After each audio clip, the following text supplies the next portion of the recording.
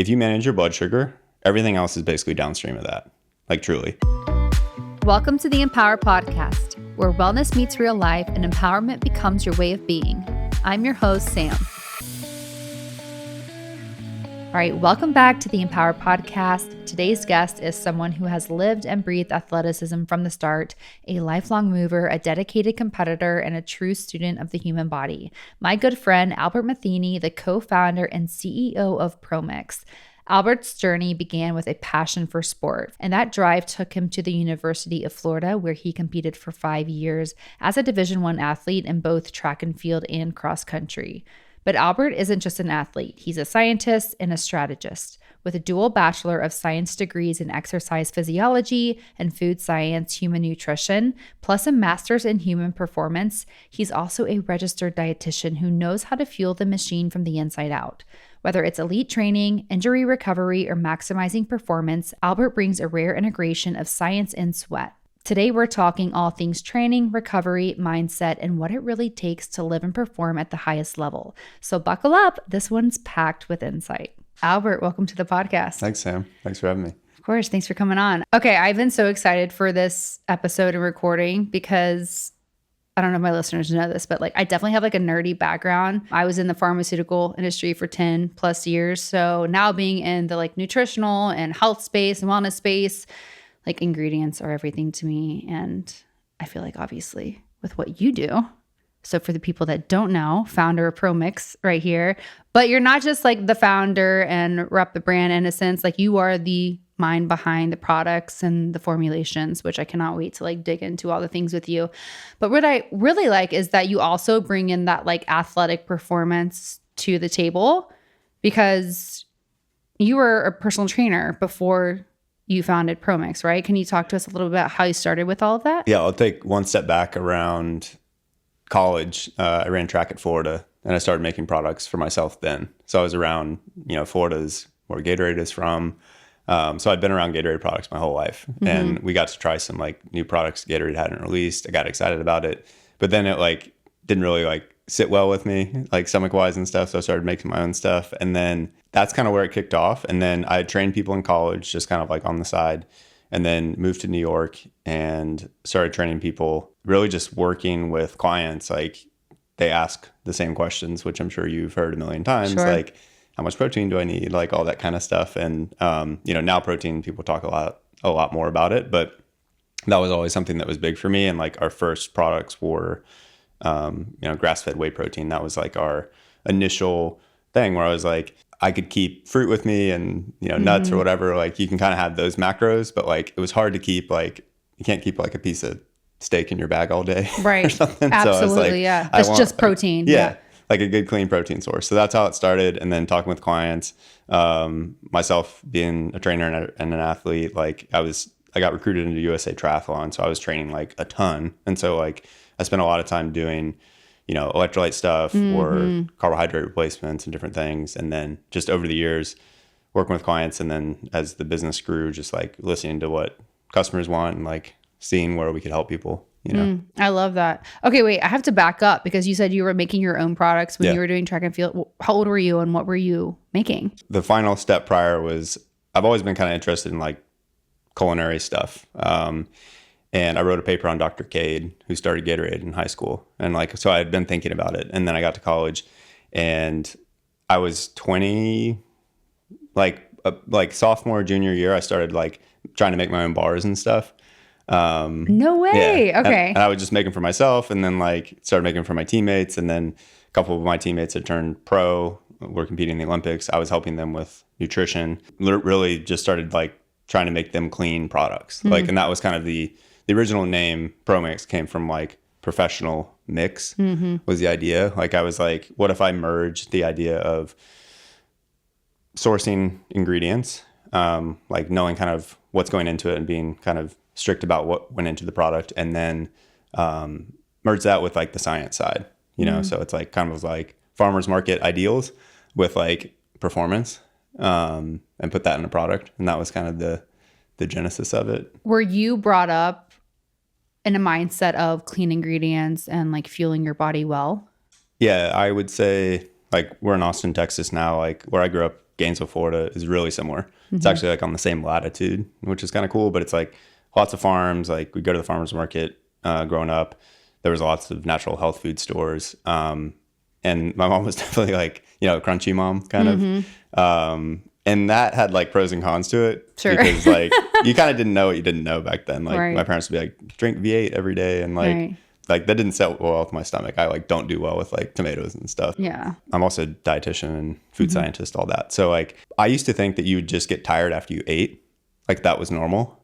Cause like growing up, like I would eat what I had, which oftentimes was healthy, but a lot of times it didn't work with you. Like you probably found like there's certain foods that work with you and certain that don't. Yeah. Sensitivities, like allergies that might not be big enough for people to recognize, but your body will give you symptoms based off that. Yeah. And so like my whole way of finding out what worked for me was I truly did try everything because I wanted to have like a reference point when I talk to people, and it is individualized, but I want to at least be like, okay, like I've tried doing, higher protein, lower protein, like all those things. But I started to pay attention to what gave me energy and what took it away. And like, if you feel like you had a meal and you were passed out on the couch after, like people talk about that, but that's not normal. It doesn't have to be that way. Right. And so like, that was when I started to pay more attention to nutrition, because it used to just be growing up, you eat food and then I'd like be like sitting on the couch. And even the healthy foods. Totally. Even the healthy foods can make you feel like that. Yeah. I had a physician one time tell me, she was more holistic based, but she was like, just because something is common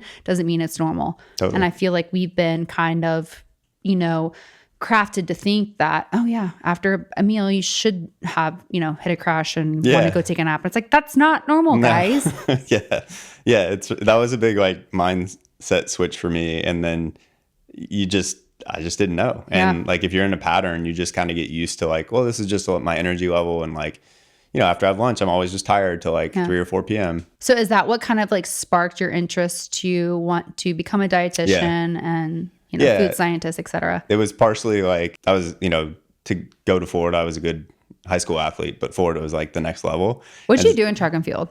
Distance. So I weighed like 40 pounds less than I do now. Stop. Yeah. What? Yeah. That's like very skinny, especially when I was doing triathlon. Like, you're just trying to be efficient. So. I was telling somebody this the other day because we're about to start training for the NYC marathon. Which, do you do marathons or triathlons anymore? A lot of my friends still do. I don't. No. Okay, yeah, I didn't think so. But I'm like a little nervous because I feel like with long distance, like unless you are to a T dialed in with nutrition, it's so hard to not lose weight. Like at the end of the day. It's very difficult. Yeah, it's tough it's really hard on all your systems, right. Like running, like when you look at the actual physics of running and things, and like it's great because bone density, all this stuff, but it's like very intense on your body, your nervous system too. Yeah. And so like keeping your hormones healthy and happy and like recovering enough, and it's challenging for sure. Well, I commend you for doing that for so many years. It's a lot. Yeah. So going to Florida, I was just like, okay, everyone's really fast. I'm going to try to train the best I can, sleep the best I can. Nutrition, what can I do? And so I started to just like try different stuff. Like, how can I recover better? And like, that was another part of me trying to be like, okay, like, how do I make this work? And then just, if you're like trying to compete every day, like, I'm like, what makes me feel the best if I like don't eat this before practice and I have this? And like, just, I was iterating around like what would work for me and, actually test it, I guess. Were the bars that you created similar to the protein puff bars now? Yeah, it was interesting. I definitely tried a bunch of stuff. And like the part of Promix that's unique is like, I still do all the formulations and like buy all the ingredients and then we put them all together. Like that's kind of unique in the space. I didn't know better. Like most people don't run a business like that, but I just didn't know. And like I had the background in food science. So I was like, oh, like this is what you do. So with the bars particularly, that came a little later. The first bars I tried were like kind of oatmeal based, and it was like the no-bake kinds. Yeah, exactly. Yeah. And then I got to, and we were in New York. One of my old partners, shout out to Andy Spear. He was a partner in my gym that is in New York still. He's now with Peloton. Still like honestly one of the best trainers ever, like legit. He was eating a Rice Krispie treat. He used to have like 2 bottles of Gatorade and 2 Rice Krispie treats before he worked out every day. And I get it. Like he's a very, very good athlete. So it's like kind of the furnace is hot. Like for he gets sure. it done. But whatever works. I was also like, yo, like, do you know what's in these? Like, I want to make basically a clean Rice Krispie treat. So that was like the genesis of like the bars. I was like, I want to make a better product. And especially like, I know you have kids as well, I have a new boy. Like that was I've always been like, man, like knowing how, if I could go back and change what I had growing up food wise, and I had it pretty good, but like the sooner you can help people kind of establish those patterns, it's just like working out. It's like so much easier if you just kind of like start that stuff early. And so a lot of that stuff too is based around like your palate, which is a big thing. I've been trying to talk to people about that, but it's hard. Is like, you know, if I grew up, I'd have Coca-Cola very frequently, and it's, you know, it tastes great. I like Coke, but like it's pretty sweet, and you get accustomed to like kind of everything being extra sweet, and then you kind of crave that, and then it's harder to have stuff that's not as sweet. It's not as enjoyable and things. So like trying to get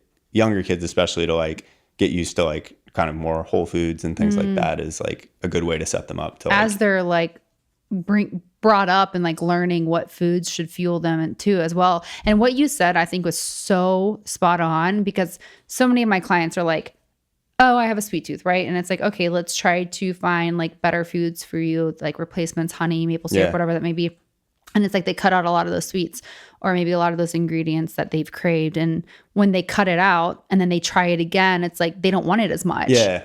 You know, because it's like their body's used to not having that. And it's like, that's kind of crazy what it can do to your mind in that sense when it comes to cravings. Yeah. Like I had, for whatever reason, like not had Coke for a while, and then I had it and I go, whoa. Like it's like you didn't like it as much. Yeah. It's intense. That's how I am too when it comes to like a lot of like chocolate bars and like candy. Like I have a sweet tooth, but I honestly would rather have like a date with like butter and cinnamon and honey on it like now, or dark chocolate. Like just some of those other things are too sweet. Yeah. I always tell people that the protein puff bars are like adult Rice Krispie treats. Thank you. All right, well, yeah. You got it then. I appreciate that. So good.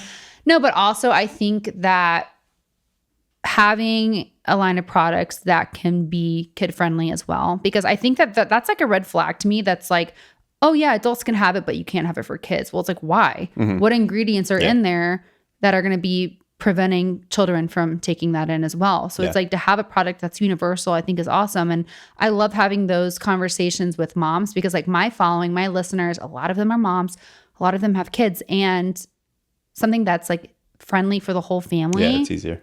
And then you look at the ingredients and it's like, okay, yeah, because it's literally like coconut sugar, like whey protein, like ingredients that are fueled from the ground. Yeah. It's like, that's how you should have it. Yeah. That's kind of like, because it was, you know, originally in my kitchen, that was like a lot of the genesis of the products were just like, normal, like things you could understand, I guess. So when was the moment where you were like, okay, I'm creating these products, maybe I should like make a brand out of it? In college, when basically, I mean, I've always been, like I said, kind of crunchy with things. I basically I'm like, okay, let me do like these crazy like green bags, like biodegradable type stuff. Totally doesn't work. Customers can't stand it. Right. Bags break. Product's not fresh. Like not all these ideal. problems. Not ideal. But I had basically made like protein for a couple athletes, and I like had put in these little bags, and they're just kind of like, like, what is this, like a lunch bag? Like, you know, it's like, this is not like a thing. So I was like, okay, this is what branding is. Okay, cool. Yeah, so you're like, okay, I need to work on that skill set. yeah. So I was like, all right, cool. So like maybe they want it if it's in like a jar, you know, and then they're like, okay, cool. Like it's in a jar. Like this is like more professional, or like it seems like it's, you know, at the time, like you looked at proteins and things, it was all kind of in these large jars. And so that's where I went with them. Like the tubs. Yeah, like big tubs. You know, that was like what protein used to come in always. Now protein's in bags and different things, but like that was the first like thing where I started to think about brand more, was just like, if you're going to give someone something, it needs to like look a certain way, and like they want to know what it is. You need to explain that quickly and clearly, and like the brand should represent that. And like, so that's where the brand started to happen, was being like, okay, I need something that people, I know the product's good. I just need them to be like excited and like have the product packaging speak to them. And then the other part was just early on, I said, I know that I don't want to cater to like just the 1%. So like when you think about, if you go super crazy high end with all the packaging and all these different things, and like the, you know, niche, it's a price point that's just like, you're not reaching a big market. Unattainable. Yeah. And you're reaching a market that probably is already kind of okay. And so I'm like, I want to hit like half the market at least. Like we're still going to use, the best ingredients we can find. So it's like, it's not going to be like super inexpensive, but it's going to be something where it's like within reach. And if you're like kind of, thinking about your health and investing in it, like it still makes sense. Like there was a big gap in the market between like lower end stuff at the time and then like super high end stuff where I'm like, there has to be something in the middle. And so that also too, like shaped the brand of like not making it too precious, like something that people are like, okay, cool. Like I get this. Like, yeah. Hey friends, okay, putting on my coaching hat for just a second. I am someone who genuinely loves cooking at home. I honestly do not order out much, but I totally get why so many of my clients do, especially the busy moms out there. When you're juggling work, kids, life, it just feels easier. But one of my biggest coaching hacks, getting a few protein staples prep for the week. It sounds so simple, but once you have some home cooked basics ready to go, hitting your nutrition goals and throwing dinner together for the family becomes so much easier. And the question I get asked all the time is, Sam, what cookware do you actually use? What do you trust in your kitchen? And the answer is Caraway. Their cookware has totally changed my cooking routine. Not only is it gorgeous, I have it in black and absolutely love it, but more importantly, it's non-toxic and made with your health in mind. The ceramic coating is free from all the sketchy stuff and none of those forever chemicals hiding in most store-bought pans. And their cutting board's totally game changer. Made from FSC certified birchwood, no plastic, no BPA, no weird microplastics getting into your food every time you chop something. Also, I love their bakeware. When I'm making egg cups, which I do weekly for my meal prep, or a sheet pan of roasted veggies, I want to spend 0 minutes scraping stuck food out of the pans. I think we've all been there. Everything just slides out so easily, and their food storage keeps leftovers fresh way longer, which is amazing when you're trying to cut down on waste or when you live with little picky eaters like we do. So if you're trying to dial in your nutrition this summer, just feel more confident in the kitchen and cut out the toxic junk, Caraway is 100% worth the upgrade. High quality, easy to clean, and a brand I genuinely trust. Take this as your sign to toss those scratched up pans and level up with their internet famous 12-piece cookware set. You can shop risk-free with fast, free shipping, easy returns, and a 30-day trial. And right now, you can take an extra 10% off your purchase when you go to caraway.com/samcfit or use code SAMCFIT at checkout. That's carawayhome.com/SAMCFit. Caraway non-toxic cookware made modern. So when it came to like the ingredients, did you find that like your beginning customers, like seeing their feedback, seeing how they felt, how did that like affect you from like a business standpoint and like, trying to find more opportunity to create within the brand? your questions are great. So like I've had a couple like big mental switches that flipped. One of them was I love fitness. I still have my gym, but I knew I couldn't get everyone to work out, but I knew everyone had to eat. And I really like to make people healthy. Like it makes me unhappy when like, I always am like, people have so much potential. I just like want to give them the right stuff. I want to show them how to work out. I think that comes from like family stuff and like I just was like, I want people to make better choices. And then again, kind of like the same analogy before, like if you make it so far out of like what's comfortable or like something they can resonate with, they're not going to try it. It's almost intimidating that way. Yeah, totally. So like with flavoring things and different things like that, like, I like pretty simple plain stuff, but like I know most people like want a little bit more flavor and like do want a little more sweetness. And so like understanding how to evolve products to meet people where they are, but still like I'm always going to kind of like try to nudge like a little bit because like we talked about, like you go back to something and you go, oh, that's really sweet. So like if you're used to having like, lots of sugar and different things, like we're going to meet you part way there where you're like, my favorite feedback is if people say, well, it tastes healthy. Like it's good, but it kind of tastes healthy. I go, okay, cool. Cause like you still like it. Yes. And then over time you'll be like, okay, this tastes good. And then going back to something else that's maybe not quite as like clean or whatever. You'll be like, oh, that's like a little intense. And like, now I actually kind of like this one. And that's kind of your new baseline. So I'm trying to like slowly drag people. I love that. I always tell people too, is if it tastes like a Snickers bar and it's a supplement, You might want to look at the ingredients. Yeah. There's a reason why it tastes that sweet, and it might not be the purest, most clean ingredients. And then you got to think, okay, how is that affecting your gut? Yeah. You know, what is that doing to you on the inside? Yeah. And I'm like, I think you and I both have like a balanced approach to things where Sure. like, I like a McFlurry and like Yes.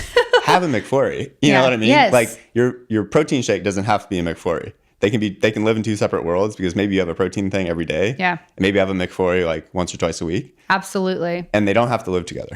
They don't. And Yeah. I always tell, I live a 90-10 lifestyle. Yeah. Like, I eat Chick-fil-A with my kids. Yeah. Like y'all know I love my cinnamon rolls. Yeah. But when it comes to like the daily things that I use, like I try to make that to where I know it's fueling me from the inside out. So that's really important to me. Yeah. What are your no-goes when it comes to ingredients in the supplements? Everyone reacts to things a little bit differently.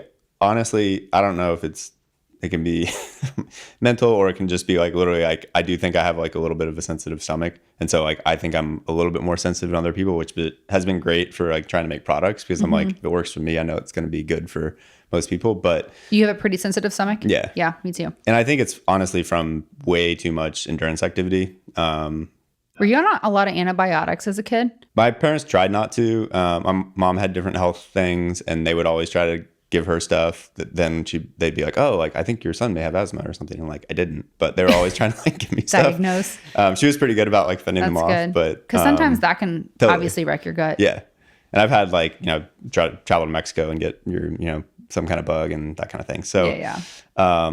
but as far as ingredients, like I'd say consistently, and a lot of it's on how much is in it. So unfortunately, like at least in the US, you don't really get to see like the exact percentage breakdown. And so it does matter like how much of something you have and how often. But I think one of the categories is like gums. So a lot of gums are added to products, and the main reason it's added is for like thickness. Like people like to have things that are like thick and velvety and like also kind of like stay together in a solution, or like kind of like a natural, like imagine a natural like fruit juice, like it kind of separates over time. Like people don't like that visually and stuff. So gums oftentimes and there's studies for this stuff like around how do gums affect like your kind of gut micro, basically like all the kind of like organisms that live in your gut and bacteria. How does that impact that? I would say the other one would be like sugar alcohols, and people have different levels of sensitivity to it, but oftentimes sugar alcohols basically just kind of create some gas or kind of some bloating, or maybe make you feel like you need to go to the bathroom. Like, again, it's a little bit dose dependent and sensitivity, but like. And does that come from like the artificial sweeteners too? Or is that a separate category? That's like a separate category. There's like gums, there's sugar alcohols. Sugar alcohols are like naturally occurring in different like plants and things, but they are, kind of extracted and concentrated and then put into products. And then the artificial sweeteners like a sucralose or Allulose. Yeah.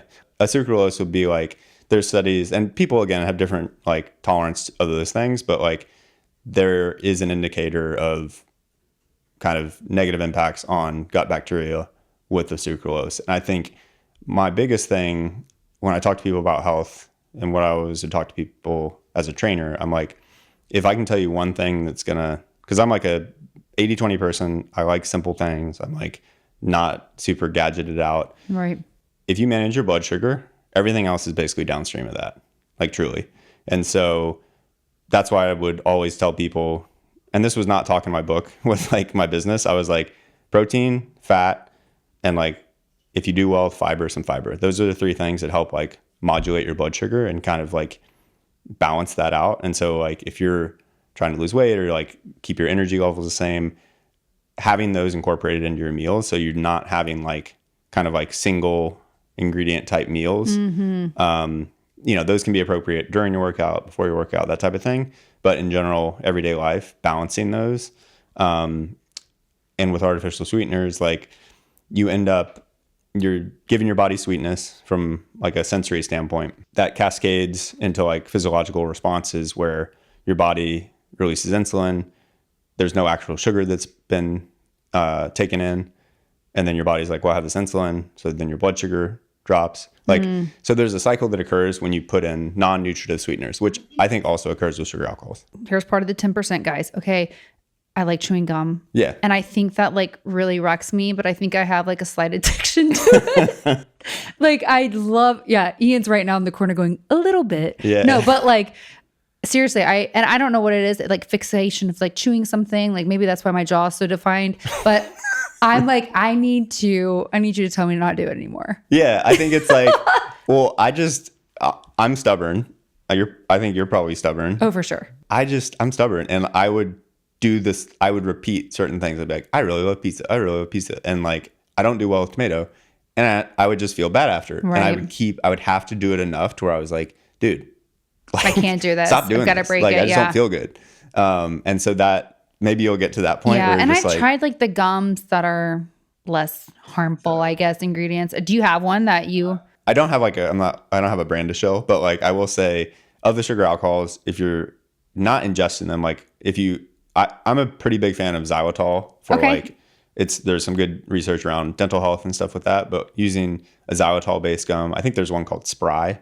Yeah. Actually, SPRY. SPRY. All right, Ian, can you know that like this? honestly is like, I definitely, when I chewed more gum, I would like chew that gum, and like, it's definitely not as good as like, I don't know, people like Orbit. But sometimes it's just like, it's not going to be like juicy fruit, guys. Yeah. But I think it's something of just like chewing on that. But like sometimes I'll look at the package and be like, okay, this is like not what I would recommend for anybody to ingest. But here I am like, and it's usually when I'm like, okay, I've got like hours of work to do on the computer and I'm like, I got to hammer things out, which there's always a time for that, right? That's like a performance enhancer for you. Right. You're like, I'm locked in now. I got, you're pretty extreme. Yeah, I probably just need like pre-workout instead. But here we are. Okay, but that's good to know about the sugar alcohols, because I do feel that when I do ingest more sugar alcohols, like I just feel that immediate bloat. Yeah. And again, I think some people are more sensitive to it than others.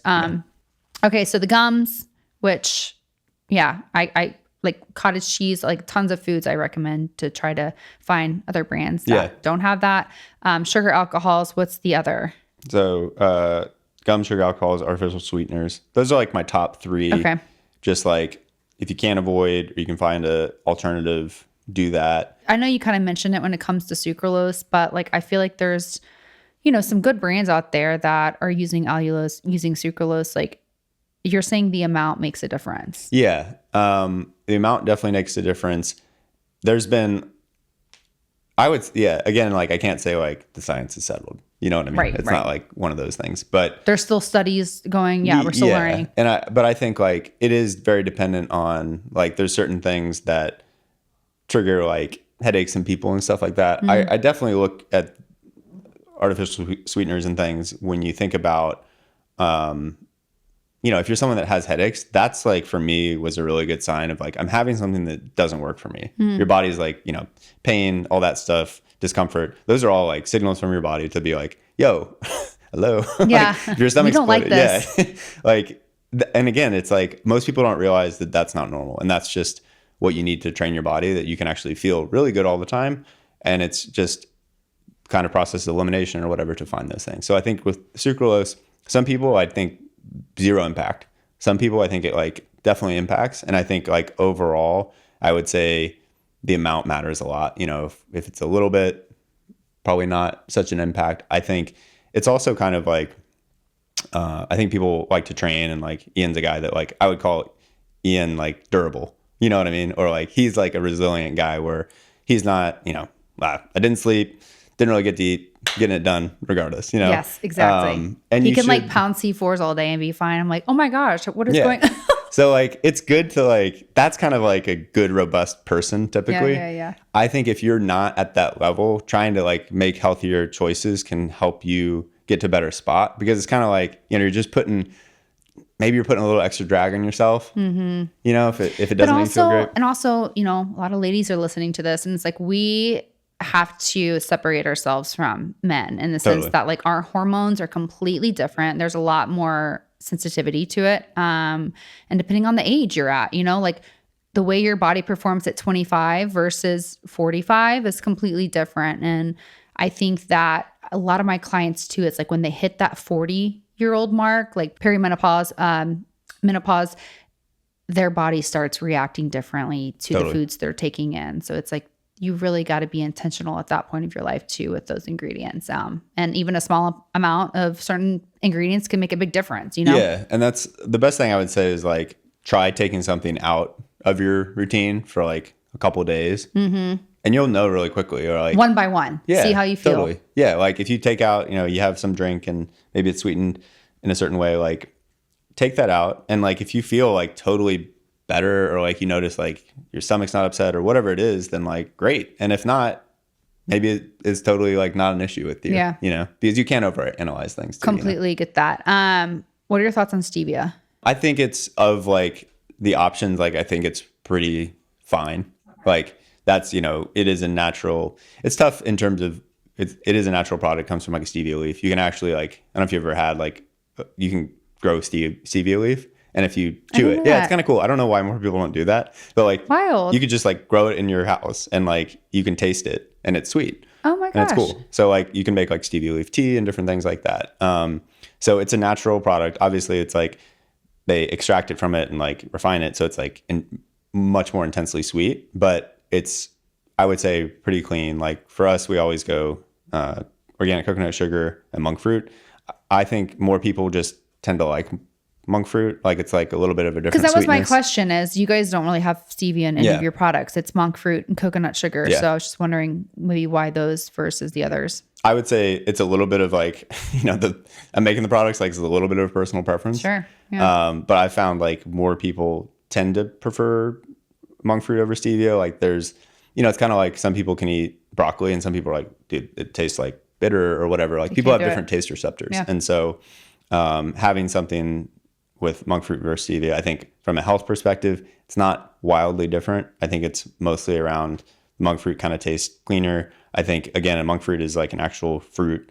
I think it's slightly less refined. That's kind of the basics. So you're not going to go like, again, like I truly am even for myself, like an 80-20 person where you're like, if it's like monk fruit or stevia and you're like racking your brain about it, like, it's going to be okay. Yeah, you're going to be, that's like, yeah, like. We got bigger fish to fry over here. You're gonna, and it's true too. Like if you're looking at the nutrition label, the ingredients, the ones that are listed first usually have the most amount, right? Totally. Yeah. Yeah. The labeling laws in the US are by weight. And so when you look at a product on the ingredients, from the first ingredient to the last is by weight used. And that's why like one of the things we do, I always try to be straightforward. We don't do, if you put parentheses around something or call it a blend, you don't have to state the exact amount. So you could be like, I've got, 10 different ingredients, but they're in like my blend. Then I don't know how much is in there really. And so like, I always try to just list it. We don't put anything in parentheses. It's just listed out by weight just to make it a little bit more clear. Yeah, that's just great. Yeah. So if you see like gums or cane sugar as ingredient one, it's probably not the best. Then you're like higher up, and it can be like, you'll often see, it'll be like some kind of special blend and you've got gums way up there. Like, could be a pretty sizable amount. I think that's great. So for the listeners that are, wanting to make small changes when it comes to nutrition, that's a great tip to give out. Like look at the back of the ingredient label and, you judge by weight of what's listed first. And kind of like not being like, I don't know if dogmatic's the right word, but like not being like crazy with it, where like there's one brand, no affiliation, but I like their ice cream called Alec. And I never tried that. Alexander Dairy. I think it's called Alexandre. It's Alexandre. Like legendary dairy out in California. I've followed them for years, but like they started to do ice cream and like they use like a teeny bit of like guar gum or something at the end. If you're going to make an ice cream that like people are going to eat, that's where you're kind of like meeting people in the middle. Like if you're making ice cream at home, you may not have to add that. If you're trying to distribute ice cream to any scale at all, you're going to have that in it. And so like not going like, oh my God, I can't eat this, right. It's still a really good quality ice cream and it's used in such a small amount that it's not an issue. Right. So I think that's like a good example. I completely agree with that. Now, if it's somebody that knows that they have a sensitivity to it, it's like maybe stay away from it. But for the vast majority, it's like that's not going to break you at the end of the day. It's like you're making at least a better choice than maybe another ice cream that's just full of everything that maybe would be harmful or more harmful for your gut. Okay, so say there's somebody listening to this podcast right now and they're like, okay, there's so many supplements out there. I'm so overwhelmed. It's a mom or, a female.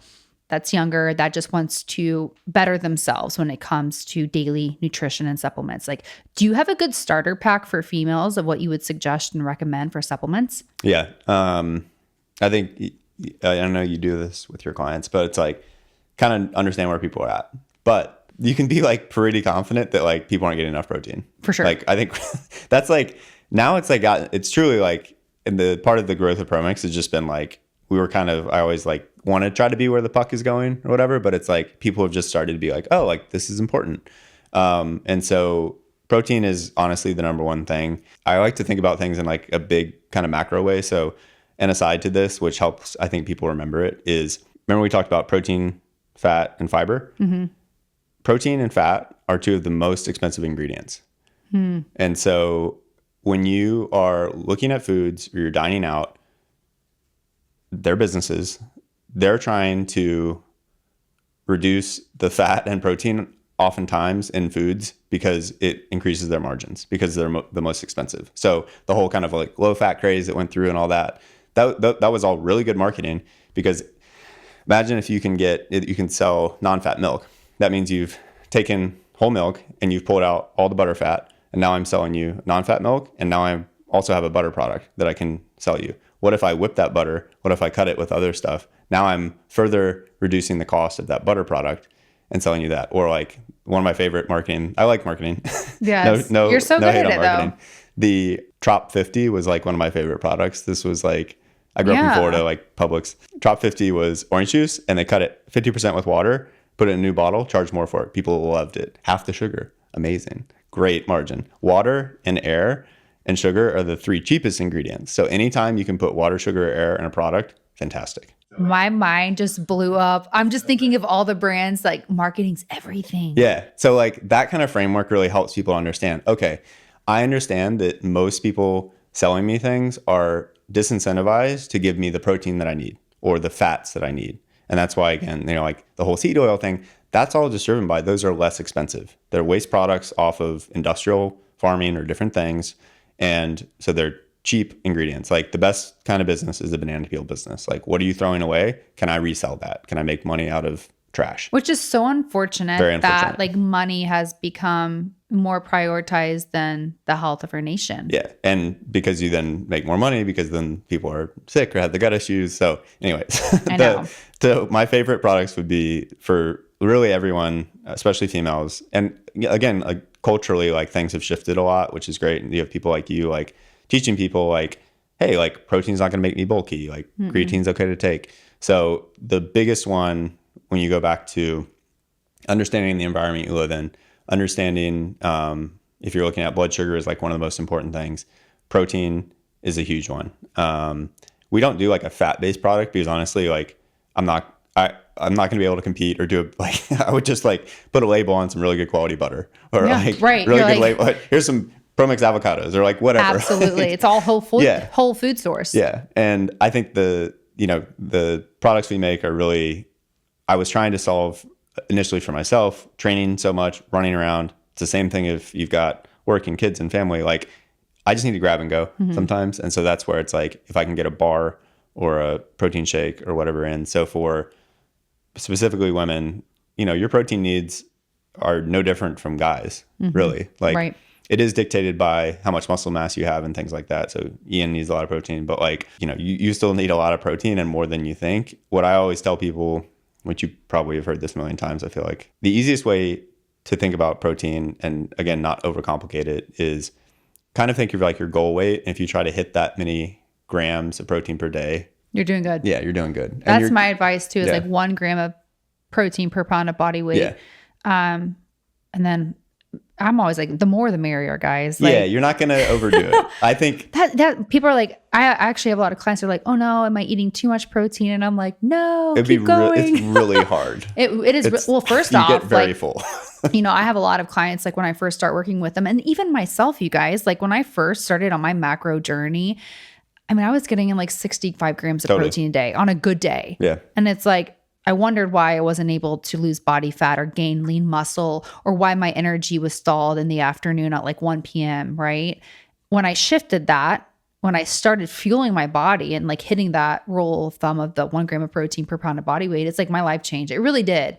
And I know that sounds silly to say, but like when you actually stay consistent with that and you feel the results and then start seeing the results, when you combine that with like lifting in the gym the way you should, or being consistent with whatever workout that is that you're doing, it's pretty wild. I had something similar going from like pure endurance athlete and not getting enough protein and all that to starting to lift, and how much better I felt so quickly. Like it does seem like just like it's confusing that it's that easy, but a lot of times you're going through mental barriers. Like I feel like I dealt with a lot of stuff that oftentimes female clients have dealt with when, when you're running, like you're trying to be as lean as possible, as skinny as possible all the time.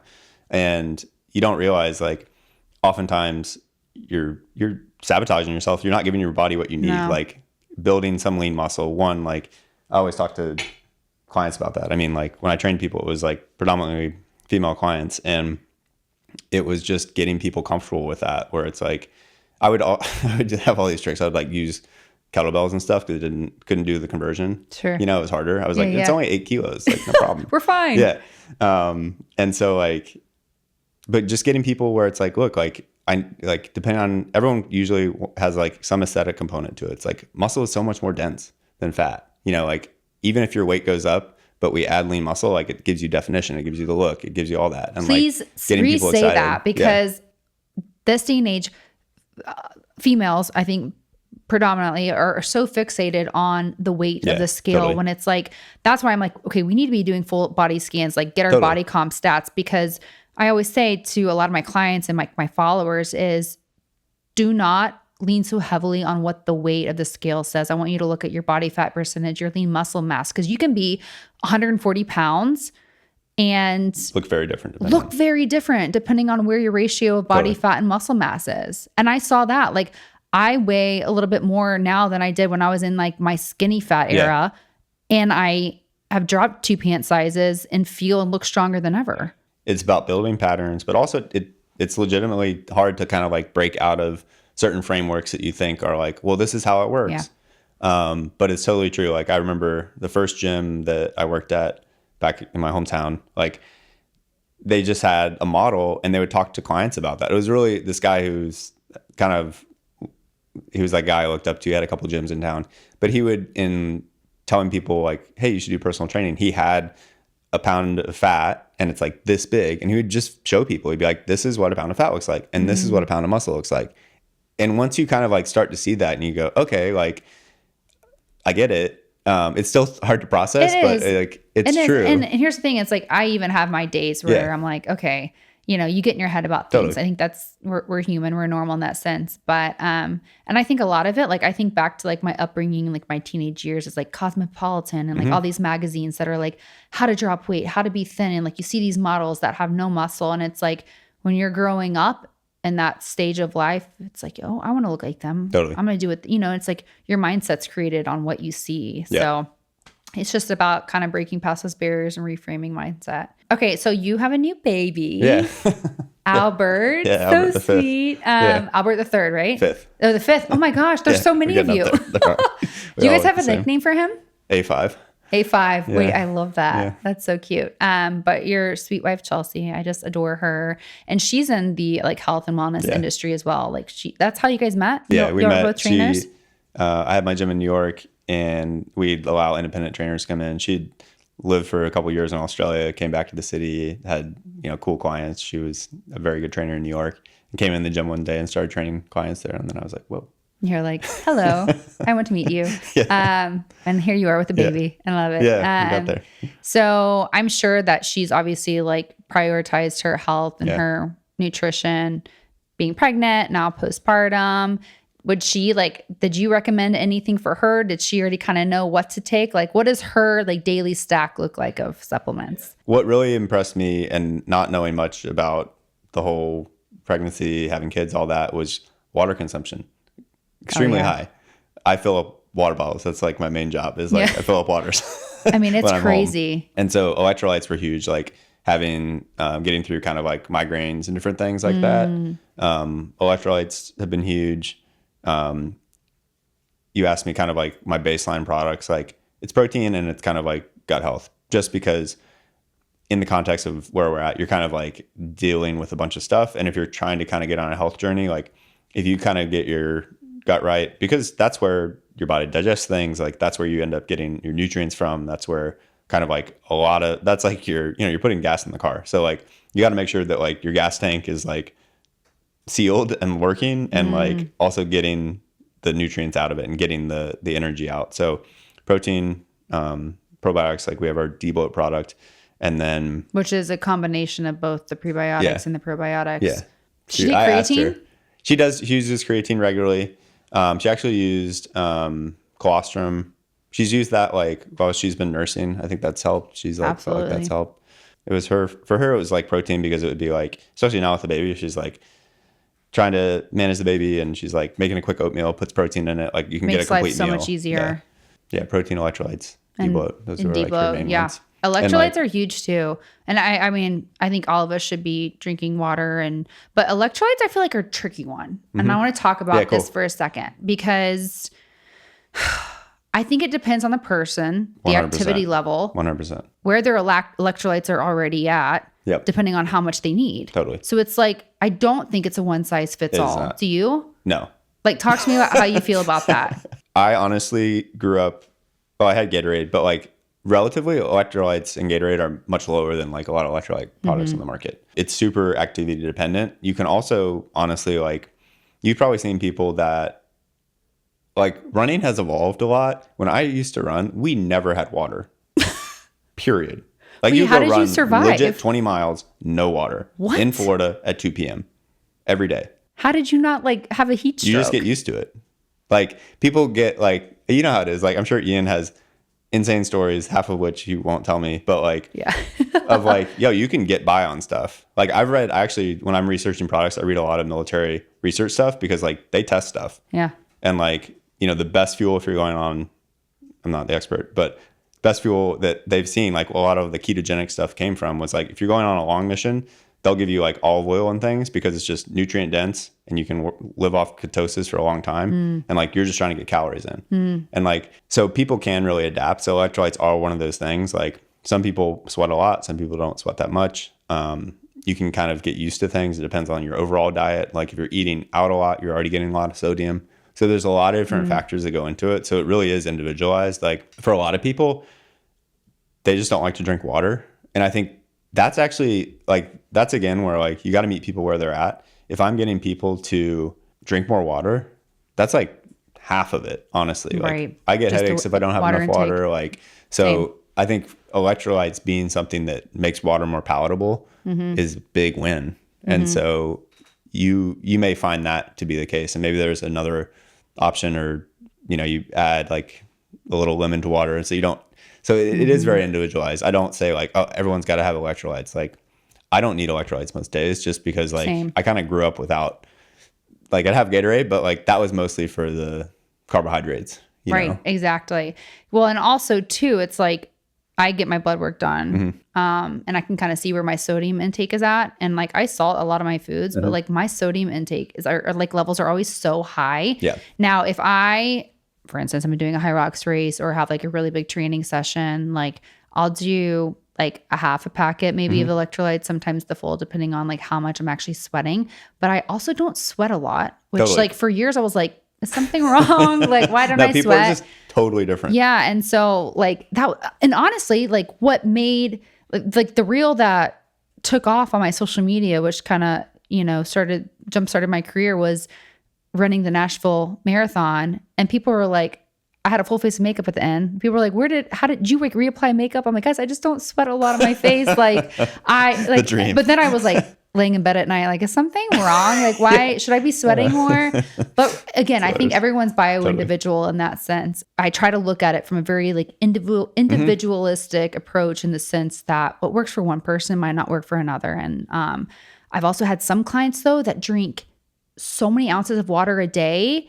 You have to balance that. They need those electrolytes. 100%. That's what they're lacking, right? So it totally depends on what that's like. But I do think from an electrolyte standpoint, like, you have your magnesium, you have your potassium, you have your sodium, in order for all of those to function properly with your organs, like you need a healthy balance. Yeah. So I think that's something that people should look at. I think it's important. Yeah, that's a really good point. And I think like one thing too, that when I would talk to clients is there's certain things that are individualized and certain things that are not. And like that's a really unique indication because you may extrapolate that where you're like, well, I just don't need as much protein as other people. That is false. Right. Like, That's one that we need. There's like different buckets where like the macronutrient type stuff is not too individualized. Like you truly do, everyone needs about the same amount of protein, period. And that's like, I've seen that even for myself, like back in the day, I would go down a dangerous slope of being like, well, I don't need electrolytes. Then I probably don't, like I'm special and unique. It's like, probably not. Right. Maybe your makeup story is pretty impressive. So like, I think you're probably in the 1% of like low sweat or something, right. Which is like, well, I actually sweat a lot on my back and my chest. So it makes up in other areas.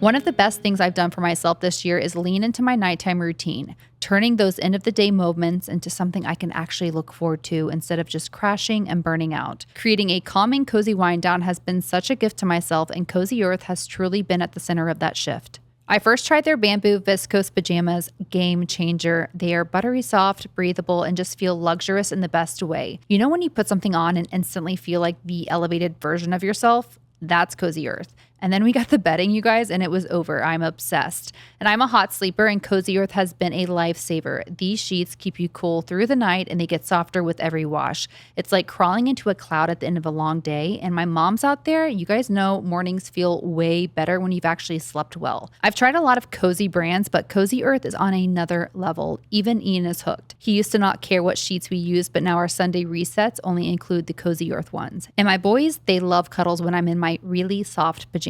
If you've been looking for a way to upgrade your nighttime routine or just want to turn your bedroom into more of a sanctuary, you need to try Cozy Earth. They even offer a 100-night sleep trial, so you've got over 3 months to fall in love, but you'll know night one, just trust me. Plus, all bedding comes with a 10-year warranty, which just shows you how much they stand behind their quality. Luxury shouldn't feel out of reach, and now it doesn't have to. Head to CozyEarth.com and use code SAMCFIT for 40% off their best-selling sheets, pajamas, and more. Because sanctuary does await, and it's called Cozy Earth. Okay, what are your thoughts on carbs? I would say that's again like kind of trainable. Okay. Some people some people will be like, yo, I live on sugar. Right. And it's very activity dependent. Right. Like I agree with that. When I've gotten in tune over the years with kind of like what works for me, if I'm traveling and I'm sitting on a plane, I don't need that many carbs. I still got to have my protein and stuff like that.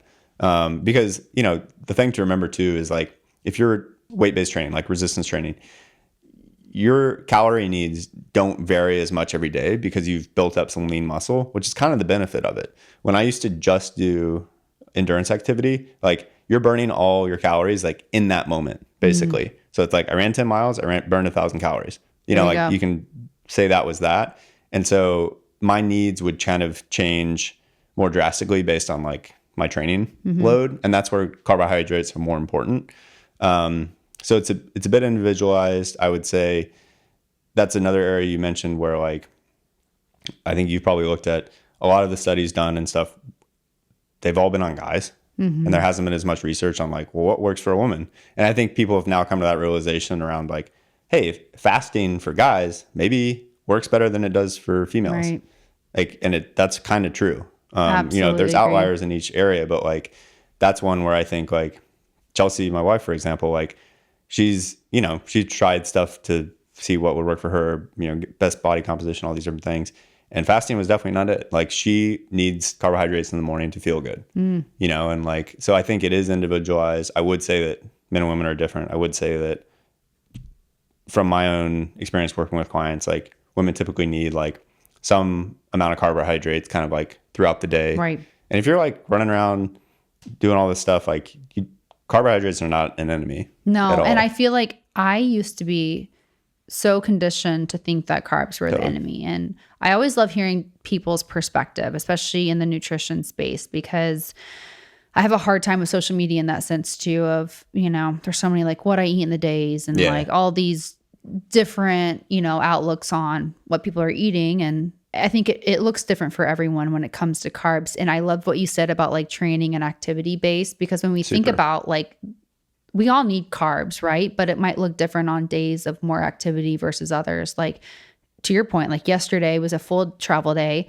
It was a rest day. I had pretty much carb loaded everything the night before to help replenish those glycogen stores from the High Rocks race.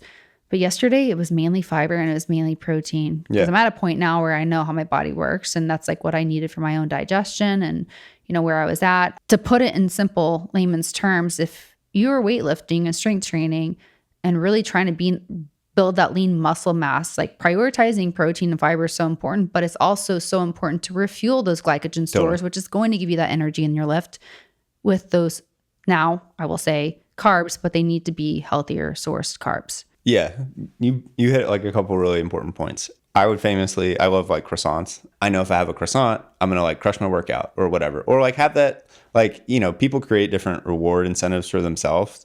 And it's really important to like reward yourself for healthy behaviors in a way that's like productive. So like, if you're like, man, I love cinnamon rolls, and like, you know I'm going to do my workout and feel good and feel energized, like have your cinnamon roll. Cause like you also then now tied that to your workout. So like I used to have like this like protein shake after I work out, and it was chocolate and I loved it. And I would always just look forward to it, which made me do my workout. Yeah. And it's like, you can trick yourself, just like you maybe incentivize your kids or your dog or whatever, but like do that to yourself. It's a great trick to just like get yourself like make positive associations. You know, the gym for some people is intimidating and it's hard and all these things. And it's like, well, what if like you get your favorite treat? Yeah. You know, and like it's definitely not going to counteract your whole workout. No, like keep it in balance. But like, absolutely not. And most of the time, like your body needs that. Totally. Like but that's a great time to have it. It's going to like those sugars that you're giving them at the end of that workout. And yeah, we were in New York this past weekend, and we went and ran to go get our bagels. Nice. And it was the best bagels ever. I mean, so good. But it's like, it's nice to have those rewards, and like you should treat yourself in a sense. Yeah. So carbs are not the enemy, I think, at the end of the day. And what you said is super important. Like you can't work out that hard if you don't have the fuel you need. Yeah. You know, and if you're going to do like a High Rocks thing, like you definitely need carbs. For sure. You know, you're not going to perform as well. And I would say for anybody that is kind of like, maybe have dealt with body dysmorphia or the fear of carbs, or maybe have dealt with an ED. Like I'm very open about the fact that I've battled that in the past. Just try it out. Fuel yourself with those carbs if you're not giving it, if you are active, and just see how you feel. And then like see the results that come from that. Because 10 out of 10 times, like the performance is going to be better. There's like this other thing that you said that helped me understand things is your body, like we talked about being resilient. Your body kind of does have like stores of stuff. And when I think about like what supplements I recommend for women, you said you do blood testing, like iron is often one of those things that's huge. Like really happy with our iron product. Like that one's where like very much affects your energy. I was just about to say energy. Huge. So since taking the iron from you guys, I think I started that like about a year ago. Energy, it's great. And that's like a really overlooked thing. Like you get all these stats like from spinach has so much iron and stuff. Like it's not the right form. It's not that absorbable. Like if you're not eating a good amount of red meat or certain shellfish, you're very likely not getting enough iron. Mm-hmm. So like I encourage everyone to like, if there's one test I really recommend for people, like getting your iron level checked, because the health impact that has on cardiovascular fitness, like it's huge. Like if you don't have enough iron, like you're literally not transporting oxygen. Like your performance is going to be way low. Your energy levels are going to be way low. Like that's super helpful. So I think, and that's very much tied with the protein. So if you've chronically been kind of low on protein, your iron's likely low. And that ties into my point around your body it tries to keep you moving, and you can wear your body down in certain areas. Like I think you've seen, like you mentioned the ED stuff. Like I've had times where like when I was running a lot, I was not fueling myself properly, and you can get away with it. Yeah. You know, for a while. Well, your body's like running on that adrenaline. Yeah, totally. Full time. So that's a really big, important switch to realize is like, you may think that it's like fine to keep doing it like this, but over time, like, especially your blood is a good way to check. Like if your levels are not good and different things, like you're not making your body that happy. Like your body should feel energized. It should feel recovered every time, because you can be mentally really strong. And I think you have that as well. Like you can get through stuff, but you shouldn't feel like you're fighting or like you're feeling flat or you're just like down. Like No. your body, the physiological side does impact your mental side. And so if you're feeling like lower energy and flat, I used to find that like I'm just not eating enough maybe. And like then testing yourself and just being like, even if you're uncomfortable, like try to eat more. And I'm 99% sure you will not gain weight. And it's like, okay, then like, where are those calories going? Like, I thought I would just gain weight if I ate more. And it's like, no. Like your body's actually recovering. And like, you're just preaching right now. Yeah. Like, but I went through that. So, I mean, I get it. I mean, same. I mean, yeah. Since you were a runner, I kind of want to touch on this for a second, but when I ran my first marathon, definitely was not eating enough. Totally. I was, like you said, when you're in it, your body just goes, you get through it. But then my body shut down. I lost my period for a year. You get hurt. And I just got it back this past year. But there was a lot of things that had to come into play for that to happen and me get to a healthier spot. One of those was eating more. I knew I needed it at the end of the day, but there are so many women I work with too that have that fear of eating more and the fear of gaining weight, when in reality, it's like that's actually going to help jumpstart your metabolism and in the long run help you lose the body fat that probably that you want and get the body comp you're desiring. So yeah, that's tied to like one other point that I think is really important is, yes, like your body uses those calories to recover. You get hurt less. You know, you have more energy, your skin's better, like all that stuff. But then the other part is your body is going to prioritize like keeping you moving. And so if you say you get enough protein, but you're not getting enough total calories, your body's not using that protein for protein. It's breaking it down to the like carbohydrate kind of structure where it's just using that protein for energy. So if you're getting enough protein, but you're not getting enough total calories, your body says, I don't have time to use this protein to build muscle. I need it for just baseline energy. And so it's not going to utilize the protein as it should be in your body. So that's another big unlock that I see with people where you can be hitting your kind of protein macros, but then you're kind of like, I'm avoiding the carbs. Like you got to think about like your carbs are this baseline energy source. So depending on your activity level, that may go up and down, but I would guarantee everyone's going to be needing some baseline level of carbs. So if you have a super active day, get that baseline up, then you layer on protein and then you layer on fat on top of that. But like, and those ratios can change a little bit based on your activity level, but like that's really important. And if you don't get enough calories, the protein is not going to be used to help build that lean muscle. Yeah. Okay, so for a listener that's maybe in that situation, that's like, I'm going to the gym, I'm eating 140 grams of protein, what I weigh. Yeah. Why am I not gaining that lean muscle mass? You're just not getting enough calories, maybe. So try like, the answer is not more protein. Right. You know, it's like, no, like have like some carbs. Like it's not going to, I promise you it's not going to be like a negative, and you're going to have more energy for your workouts, which means you're going to get stronger, you're going to get leaner, like all the things, your goals are going to be achieved, but you do have to give like, just think about that baseline part and layer the protein on top. Because if you don't have that baseline, the protein is not going to be used for protein purposes. That is so good. Also, I'm big on nutrient timing. So like putting those carbs around most activity of the day. Have you seen big like performance results from that? I like this. The timing thing is super important because again, like blood sugar was my big thing that I talk to people about. And because if your blood sugar goes up and down, your energy goes up and down, your cravings go up and down, and you should kind of like aim to be kind of even throughout the day. Nutrient timing helps with that because like I've seen this a million times. If you have a new client or you're just getting into working out, you get dizzy, you feel like, whoa, I don't feel good. Like that's because your blood sugar is going down really fast. Like when you start a workout, your blood sugar starts to go down. And so, especially if you're new to working out, having something that increases your blood sugar, that's not bad. Like it's not binary. Like it's important to have a healthy blood sugar level and having it up a bit if you're going into a big activity or a big race or high rocks or whatever. Like if you didn't have carbohydrates the night before, replenish the glycogen stores, you probably had carbohydrates prior to the race, maybe during the race. Like if you don't have that, your blood sugar is just going down, down, down, down, down. And then again, people sometimes are like, I'm not hungry after I work out. Your blood sugar is continuing to go down. And if you don't give it something, you're going to get to this bottom where you're like, I will eat anything and I'm mad. And like, that's not a good time. And you've also, to some degree, you have lost a little bit of that window where your body's like primed to recover. You know, and so the nutrient timing stuff is super important. Before activity, giving you the energy you need, getting your blood sugar up a little bit so that you're starting at a higher baseline before you go down. and then recovering after you work out. And that really helps people get like in a better cycle and helps manage like when you work out, like it is going to drop. So if you can manage that, because if you're new to working out, your body has less ability to manage your blood sugar internally, and it's more affected by external factors.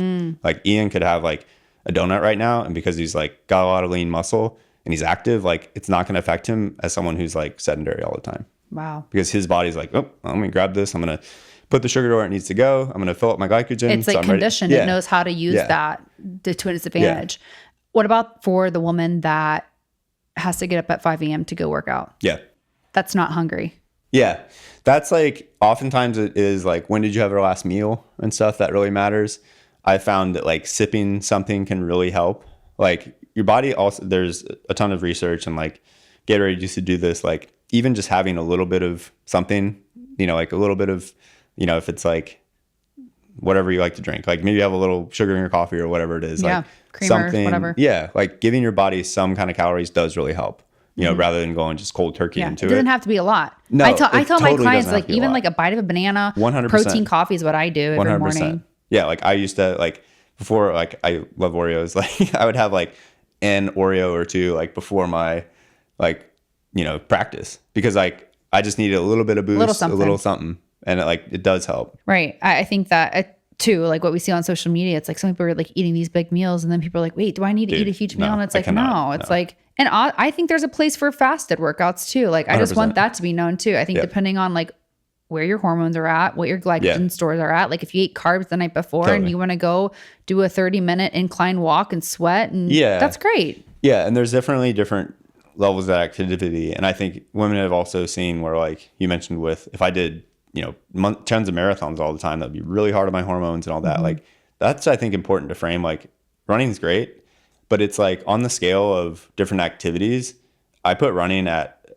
a 10 as far as the number of things that have to work and the number of systems that have to work correctly in your body to run effectively and not get hurt and not have all these other things, because it is so taxing. It is very taxing. Whereas like, an incline walk, stair mill, different things like that are lower intensity and you can manage it a bit more. Like that's a great place to start, and you're going to get a lot of the same benefits. I actually saw, I don't know the specific stats, but I saw this on the internet that there was like a new study that came out that apparently an incline walk at a certain duration, certain incline, whatever, can actually burn a little bit more body fat than running. Yeah. Did you see that? Or do you know about that? But yeah, there's always these things that come up. It's tricky, and like, you know, the internet or like the media, they like headlines, and like a little bit of that is, you know, the lower intensity activities burn a higher percentage of fat.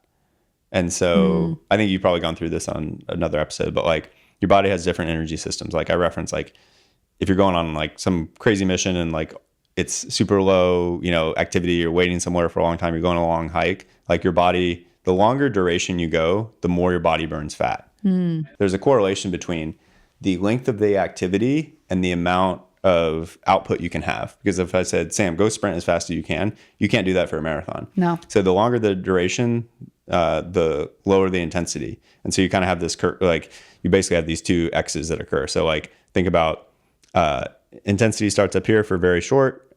The longer you go, if this is time, the intensity decreases because you can't sprint forever. So if you got to run 10 miles, you're going to like jog it. If you're going to run 50 miles, you're like, I'm going to walk. Like I'm going to like take breaks. Like, so the intensity goes down, and the lower the intensity, the more fat burning. So a lot of times studies look at things and they say, well, you burned so much more fat because you're doing a slower walk. And that's true because the intensity level is lower. But like high rocks, like you burn a ton of calories because it's like very short, super high intensity short. So it's like you burn more calories. And at the end of the day, like if you're building muscle and different things like that, you're going to burn the fat. So like I always tell people, like you have to kind of earn the right to do like higher intensity workouts, because it's tough. Like your form's not as good.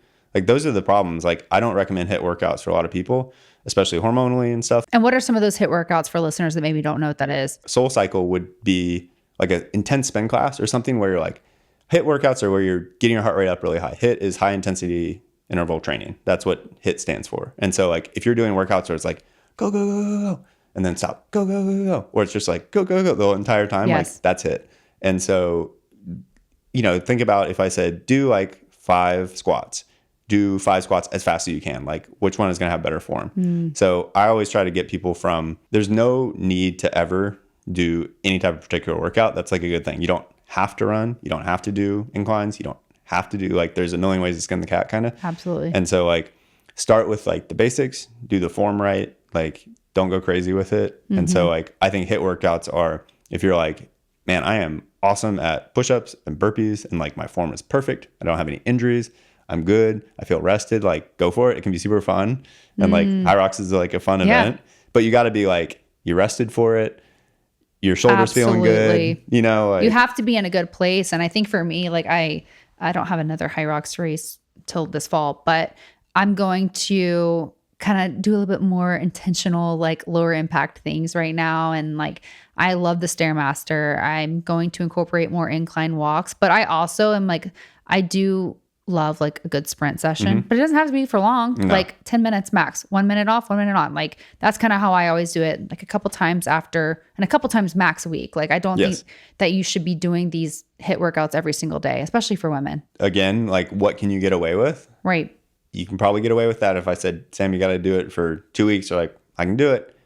But over time, like even if you don't recognize it, your intensity is dropping, you're not recovering, you're taxing your hormones, like all that. So like, that's really helpful for people. I think a lot of times if they do some classes are so fun, but they are typically intense because they're trying to get your money's worth. You're trying to get after it. And like, you probably shouldn't do that every day. Right. Like honestly, like, and guess what else is going up when doing those classes? And cortisol, which we know creates inflammation, which can affect body composition. So it's like, there's so many different factors. And I think it's just great for, if you're feeling this way of not knowing maybe where to go direction-wise with your workouts, whatever you're doing right now, just kind of take a look at the high intensity work that you're doing, right? Because that makes a big difference. Yeah. And the quality of movement's typically not there. That's like the biggest thing as a trainer, like you look at group classes and you're like, ugh, like, yeah.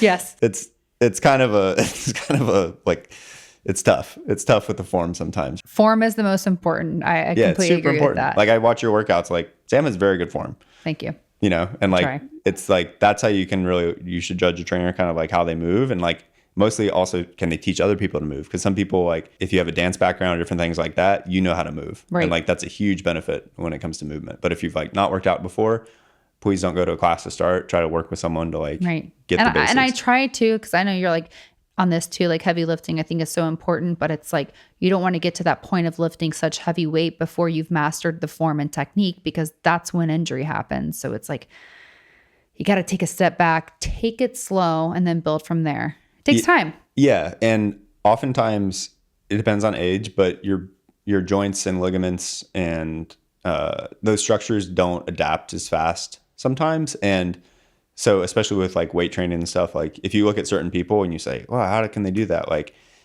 they might've had a background in something that you're not taking into context. Like if you've not worked out before, like trying to go up and up and up and up and up all the time, like you're saying, like you're doing a High Rocks thing and then you take a break. Like you do have to kind of like measure it all the time. Like you shouldn't go kind of like 0 to 60.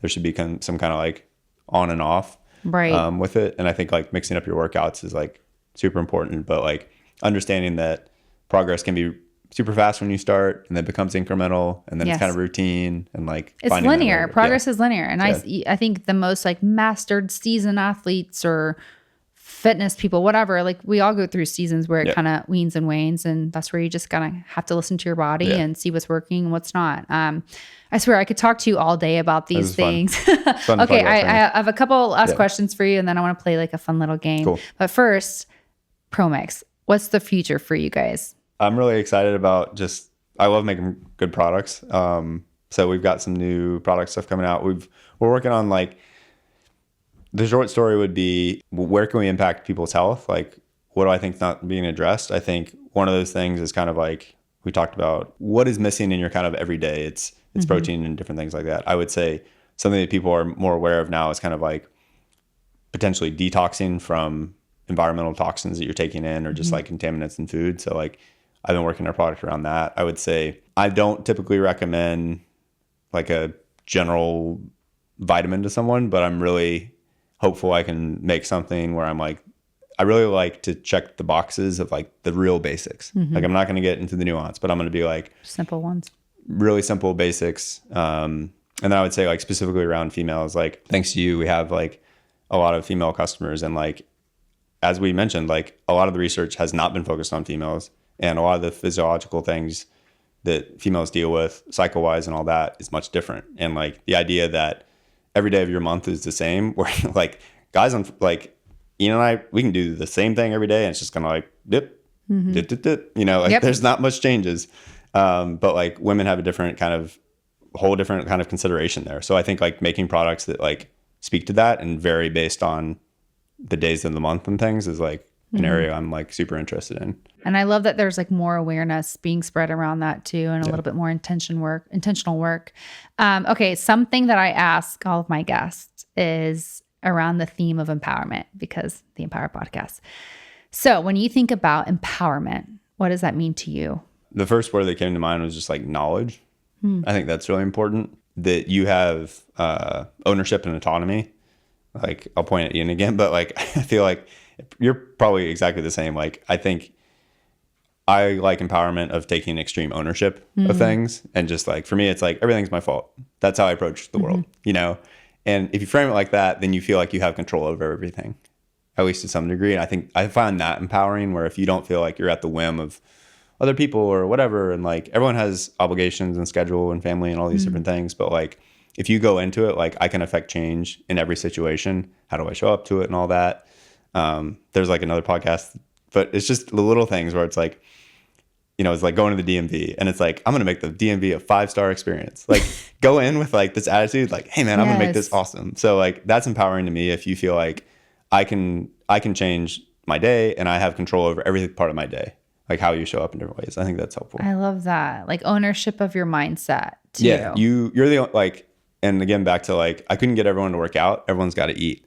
Like you get to know, if you're over the age of, I don't know when you stop feeding kids, but like 3, if you're over the age of 3, I don't think anyone else is feeding you. Right. So you have total control over that. Wow. It's all you. Like I'm not feeding Chelsea, my wife. Like she chooses what she eats. Exactly. And so that's like that's totally an area where, and you know, you have to make choices and different things, but like you do have ownership over that.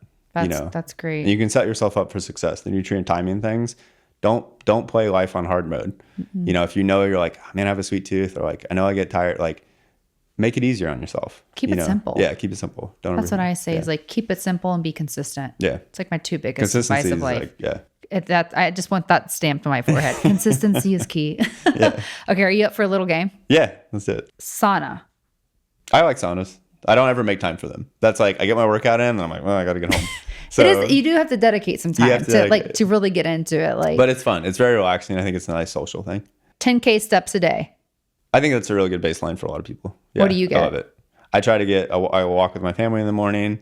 And then if I have more time, I like to walk. I try to do walks when I do a call.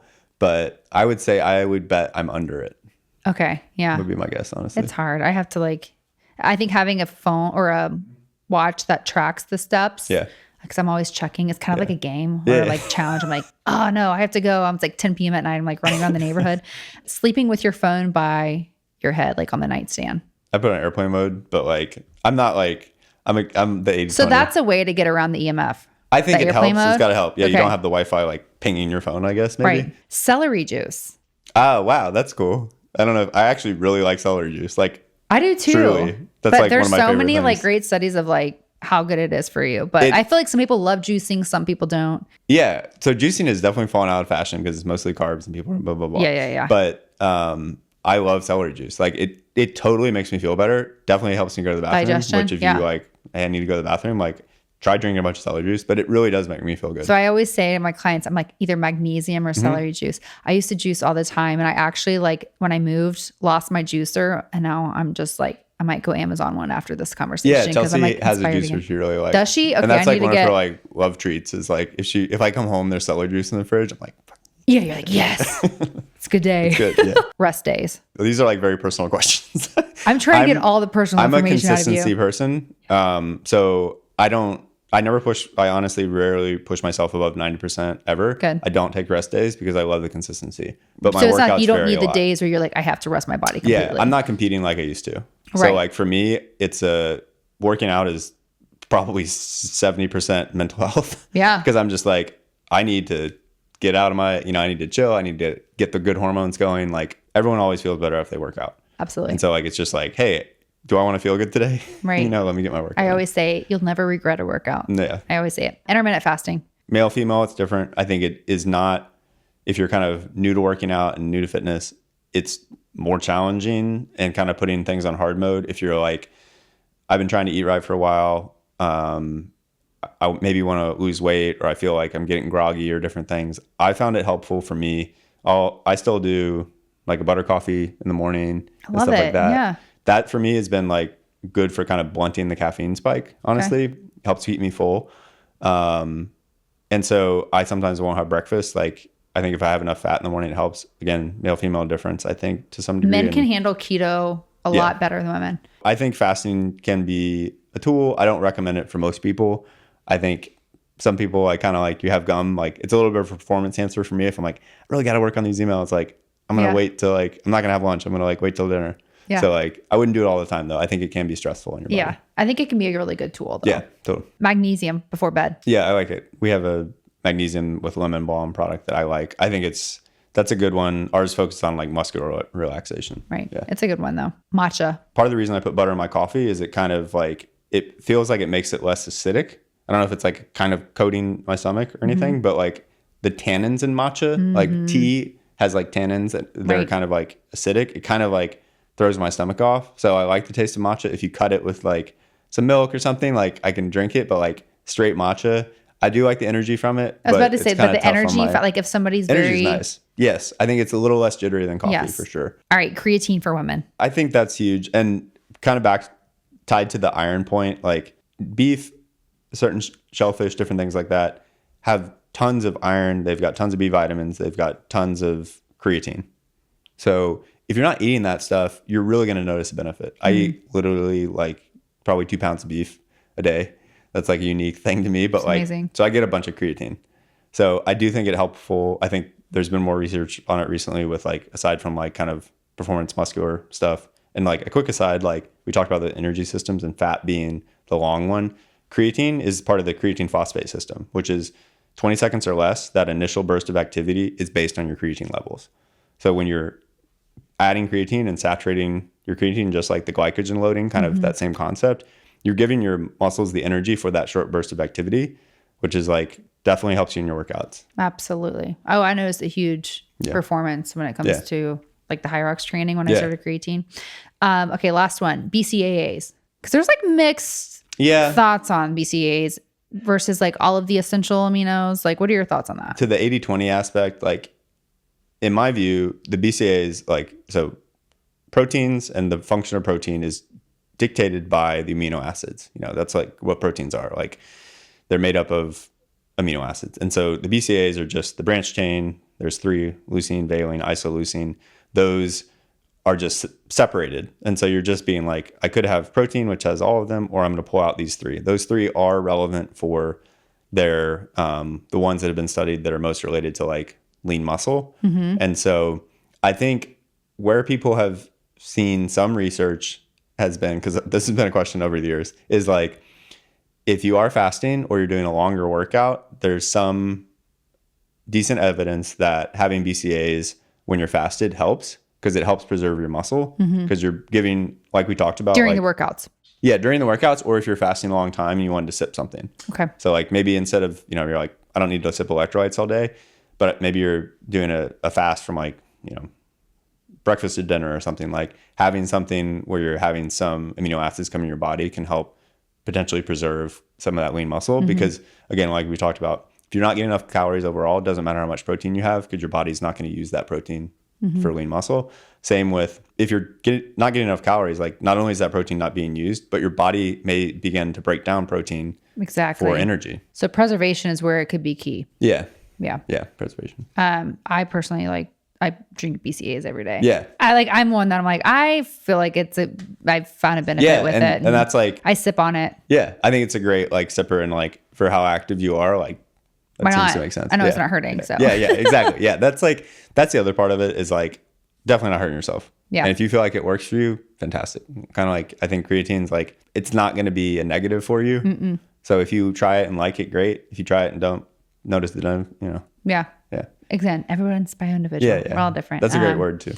Well, I know it's like, I probably use it too much, but it's a good one. Okay. Well, we'll have to bring you on for like a part 2, because I feel like there's so many other topics in my head. Well, you asked the best questions I've ever had asked. Really? Yeah. Well, thank you. That's a good compliment. Well, I could just like keep on going with you, but unfortunately we have places to be, but thank you so much for coming on and just like your wealth of knowledge, everything you're doing with Promix as a brand, just helping the reach across the world, honestly, with these amazing products. So thank you for everything. Thank you. And just to your people listening, like Sam's like the real deal. Like I've been around a lot of trainers and different people in the health space, and like Sam really does the work. There's not like kind of any like corner cutting or like, you just telling people what you do during your day, which is cool. So I appreciate it. Oh, make me emotional. That means a lot. Really quick, before we end, where can people find you? Albert Matheny on Instagram. I basically just repost what my wife posts. I'm one of those guys. I love it. That's kind of how Ian is too. And then obviously Promix, where you can find all the amazing products that he's formulated. So thank you again for coming on. Thank you, Sam.